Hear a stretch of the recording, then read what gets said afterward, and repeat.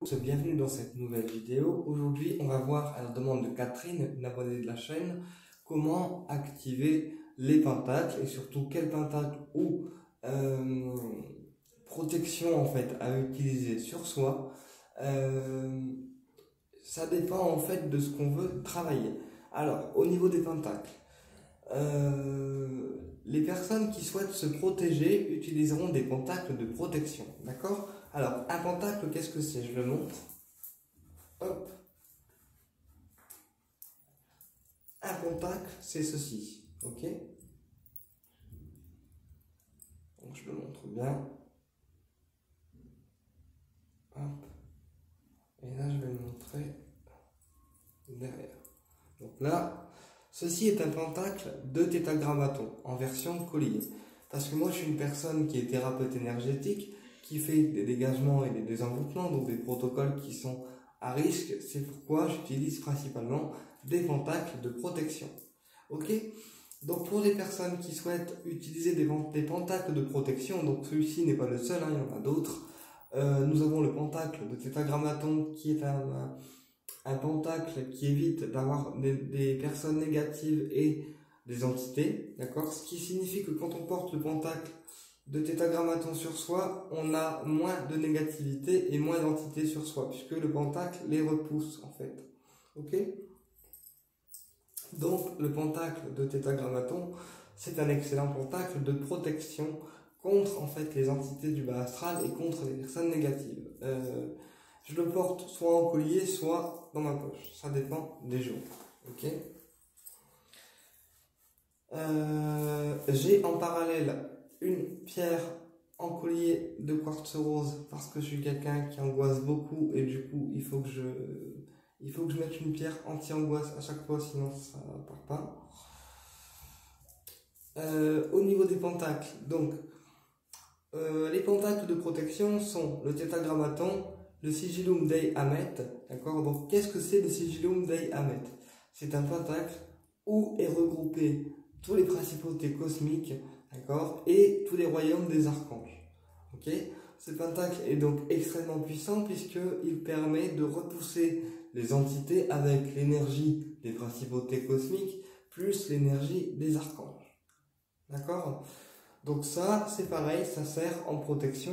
On le met idéalement chez nous, dans notre lieu d'habitation ou dans le cabinet de soins pour les personnes qui font des soins énergétiques. Dans le cabinet, il repoussera les clients qui ne sont pas bons pour nous. C'est-à-dire que les personnes que vous recevrez seront les personnes justes, les personnes qui veulent évoluer, les personnes qui veulent progresser et non des clients négatifs ou encore des clients sceptiques et qui viennent juste vous voir pour tester en fait, d'accord? Voilà. Au-delà de ça, le sigillum Dei Hamet, il a une vibration extrêmement élevée. C'est pour ça qu'en protection, moi personnellement, je l'utilise. Ok? Donc, on peut soit dire pentacle ou sigil. De toute façon, le mot est pareil, d'accord? Ça veut dire la même chose. Pentacle ou sigil, c'est pareil. Ok? Voilà. Après, au niveau des protections, j'utilise également le sigil ou pentacle de l'archange Michael. Parce que l'archange Michael, c'est un archange de protection. Il m'aide tous les jours à dégager les lieux et les personnes, ainsi que les entités. C'est pourquoi l'archange Michael travaille avec moi tous les jours, avec son rayon ou son sigil, d'accord? Et j'utilise également, bien sûr, le maître du karma, l'archange Métatron, que j'utilise également en pentacle, ou sinon avec son rayon qui est le rayon doré, qui m'accompagne également tous les jours. Donc voilà, ça ce sont les pentacles de protection. Donc pour les personnes qui font des dégagements à répétition, c'est-à-dire des dégagements de lieux ou de personnes régulièrement, je recommande soit un tétragrammaton, soit le sigil de l'archange Michael avec le sigil de l'archange Métatron, puisque Michael et Métatron sont les deux patrons en fait, pour moi, des archanges, dans le sens où c'est les deux plus forts, en fait. Ok? Donc, pour les personnes qui font des dégagements à répétition, je leur conseille d'associer en collier le pentacle de l'archange Michael et le pentacle numéro 1 de l'archange Métatron. Ok? De cette façon, vous serez protégé. Métatron va repousser les entités et ils vont lui obéir. Et Michael va vous défendre et va aussi avoir un effet barrière. Voilà pourquoi on combine idéalement les deux pentacles en même temps. Donc voilà. Ça, ce sont pour les pentacles de protection que moi j'utilise. Après, on a aussi les pentacles de l'abbé Julio qui protègent pas mal aussi, mais moi je travaille pas avec eux, donc je peux pas vous dire ce que ça fait ou pas, je sais pas. Donc ça, c'est pour les pentacles de protection, ok? Ensuite, pour les pentacles de guérison, donc si on veut soigner une douleur physique ou vraiment une douleur qui est costaud, moi je recommande le pentacle de l'archange Raphaël. Donc idéalement, on dessine le pentacle de l'archange Raphaël. Donc c'est un sigil vert, hein, parce que le rayon de Raphaël est le rayon vert. Donc on dessine le sigil de l'archange Raphaël qu'on peut facilement trouver sur internet, idéalement en couleur verte, d'accord. Et une fois qu'on a dessiné le sigil de l'archange Raphaël à la main, on peut placer le nom de la personne qui est malade dedans, d'accord. Donc aussi bien les personnes physiques que les animaux, ok. Et donc une fois qu'on a dessiné ce pentacle, on va placer le nom et prénom de la personne ou de l'animal qui est malade, ok. Et ensuite on va passer à la phase d'activation, puisqu'une fois que le sigil est dessiné ou que vous l'avez sur vous en collier ou autre, d'accord, il est important de faire ce qu'on appelle une activation. Donc comment on fait? On prend notre petit pentacle, ok, on prend de la sauge, ok, avec du sang de dragon. Alors la sauge va purifier, ok, votre pentacle, ce qui signifie que ça va retirer toutes les énergies négatives qui sont dessus pour pouvoir le rendre neutre pour vous, ok.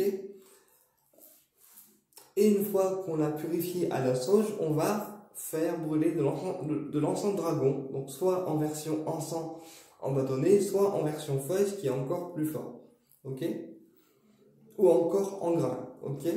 Une fois qu'on a fait ça, on met sur le pentacle de l'eau bénite, parce que l'eau bénite, c'est connu, elle est utilisée dans l'église parce que c'est une eau qui a un pouvoir, on va dire, magique, d'accord, mais l'eau bénite peut aussi activer les pentacles, parce qu'en plus, elle va protéger votre pentacle et l'activer et le protéger, d'accord.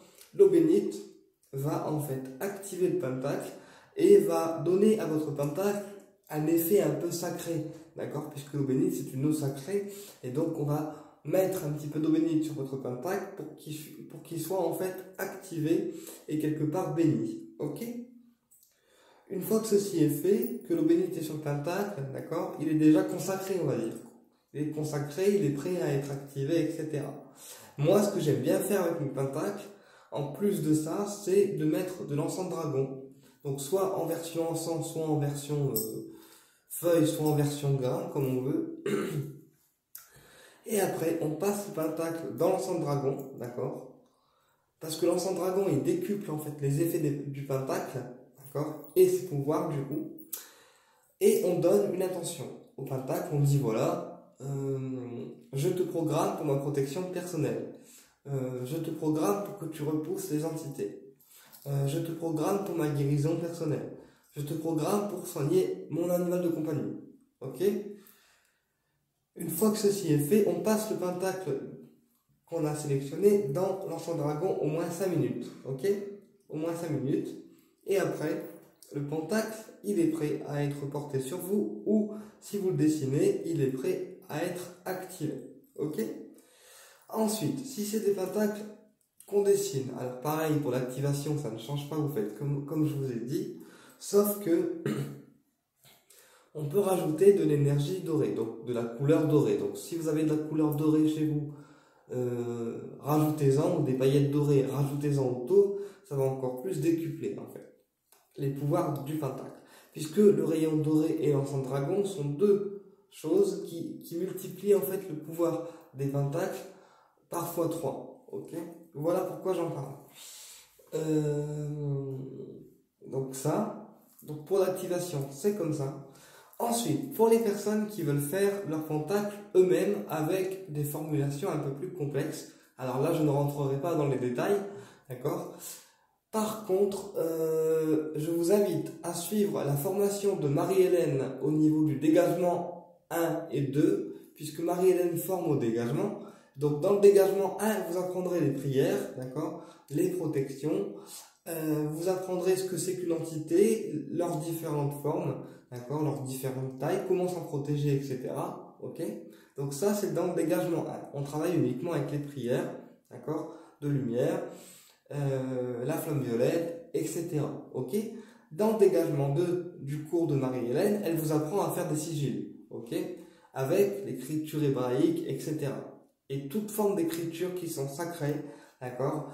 Et grâce au cours de dégagement 2 de Marie-Hélène, vous serez capable de faire des sigils de protection, des sigils de guérison et des sigils pour n'importe quel, en fait, finalement, domaine, tout en respectant la couleur, en fait, à chaque fois des rayons. Puisque quand on se forme au dégagement, il faut être formé aux rayons sacrés avant. En tout cas, moi, je ne forme jamais les élèves au dégagement s'ils n'ont pas reçu les rayons. Donc, pour les personnes qui veulent se former à la création des sigils, on va dire un peu plus spécifiques, d'accord, je vous invite à vous former au niveau, au cours de dégagement 1 et 2 de Marie-Hélène, qui vous apprendra à faire en fait des sigils de protection, et elle vous donnera le processus également d'activation qui n'est pas forcément le même pour chaque sigil. Après, moi, je vous donne le mien. C'est mes connaissances à moi, c'est mes activations à moi. Marie-Hélène, elle a les siennes. Donc après, on fait chacun de notre façon. Mais de toute façon, chaque activation est bonne. Ok. Ce qui compte le plus là-dedans, c'est l'intention qu'on y met. Voilà. Donc, au niveau des pentacles, moi je travaille avec le pentacle de l'archange Michael, le tétragrammaton, le sigillum d'Ayamet, le pentacle de l'archange Raphaël, et les pentacles de l'archange Métatron qui est une entité solaire et qui en plus est le maître du karma. Ok. Pour les personnes qui veulent travailler le niveau financier, par exemple parce qu'ils manquent d'argent ou ils ont peur d'être en manque d'argent, ils peuvent travailler avec les pentacles de Jupiter, puisque Jupiter c'est une planète avec ses pentacles qui va ramener en fait tout ce qui est financier. C'est-à-dire qu'avec des pentacles de Jupiter, on peut facilement ramener l'argent autour de soi. Ok. Donc, ça ne veut pas dire que vous serez millionnaire, d'accord, ou vous aurez un compte avec de l'argent de ouf. Jupiter et ses pentacles protègent du manque d'argent, d'accord? Ce qui veut dire que même si vous êtes, par exemple, financièrement dans une situation, on va dire, compliquée, vous ne serez jamais en manque d'argent avec les pentacles de Jupiter. Ok?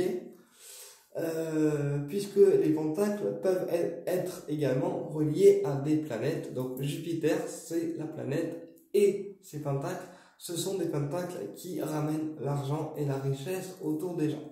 Ok. Donc voilà.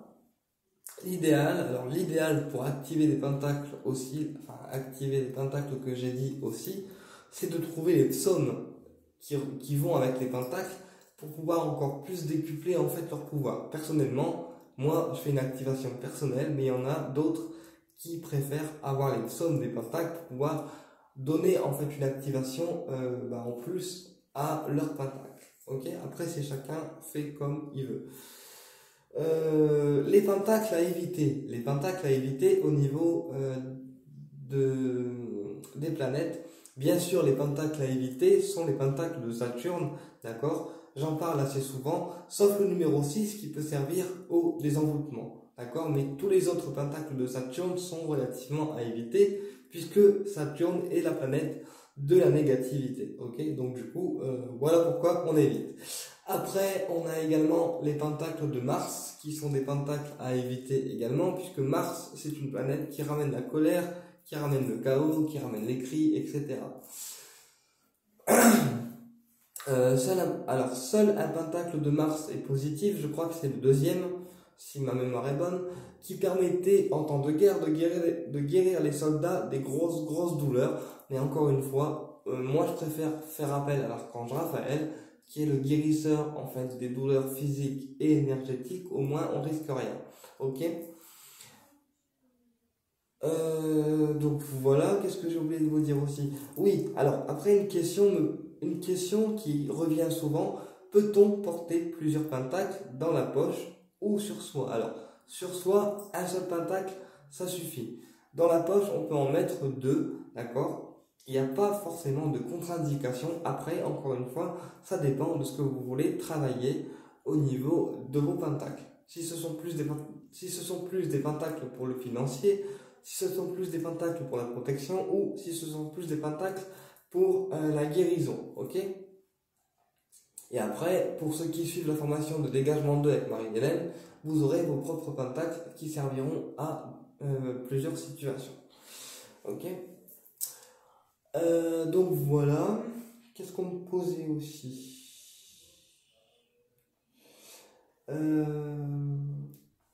Qu'est-ce qu'on me posait comme question aussi? Donc, et après, il y a aussi des formes géométriques sacrées qu'on peut porter également sur soi ou chez soi, comme par exemple le cube de l'archange Métatron. Le cube de Métatron qui est utilisé pour recharger les pièces ainsi que les objets en énergie négative, donc en énergie positive, pardon. Donc quand je dis objet, c'est les pendules, c'est les croix, les chapelets, etc. Le cube de l'archange Métatron recharge les objets en énergie positive. On peut donc recharger un pendule ou autre objet dessus. Ok. On peut également porter sur soi une Merkaba, d'accord? Une Merkaba, donc c'est une étoile en forme de pierre, d'accord? Puisque maintenant ils font aussi des Merkabas en forme de pierre. Donc une Merkaba, c'est quoi? C'est une étoile qui permet, on va dire, de recharger la personne, d'accord? Suivant la pierre qu'elle a dessus. Par exemple, si c'est une Merkaba en forme d'étoile de cristal de roche, ça va recharger la personne au niveau énergétique, physique, et ça va donner la clarté mentale, ok? Si c'est une étoile en quartz rose, on sera plus sur l'apaisement des angoisses, l'apaisement du stress et l'amour, ok? Donc après, la Merkaba, encore une fois, elle dépend de la pierre que vous avez envie de travailler, et donc ces vertus peuvent changer.